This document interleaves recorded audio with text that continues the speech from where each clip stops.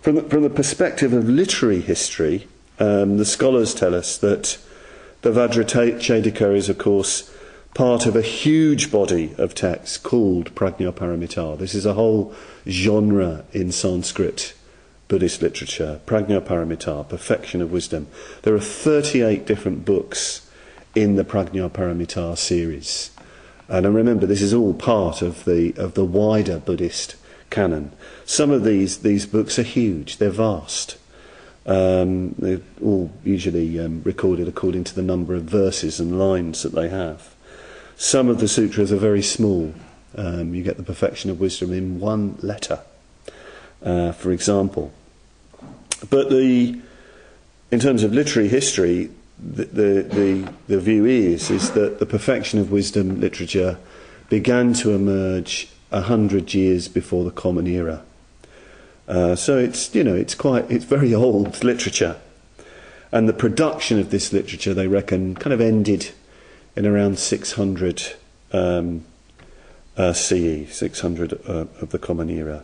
Conze, Edward Conze, has actually translated, I think, if not all of the Prajnaparamita Sutras, then certainly most of them, which is an incredible achievement in itself. He is made one of the most important contributions to modern Buddhism, to Buddhism in the West, through his translation of the Sutra, the Perfection of Wisdom Sutras, and his commentaries on it, and his work on it. Incredible. I mean, by that alone, he is surely a bodhisattva, Edward Conze, an extraordinary achievement to translate that, and to translate it so well.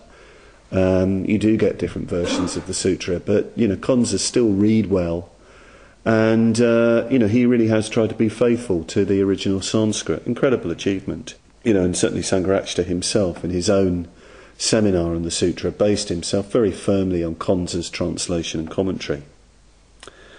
Now, all this literature deals with nothing other than Prajnaparamita, the perfection of wisdom. And by the way, I should just say, it's well worth following up the history of this literature and reading different perfection of wisdom texts. Some people, if you're interested in that, really go for it, because it's fascinating to look into it, to read Conze's articles, for example. Very, very useful. Or Bhante's, Sangharakshita's stuff in The Eternal Legacy, where basically he's representing Conze's findings on the perfection of wisdom literature. Well worth reading.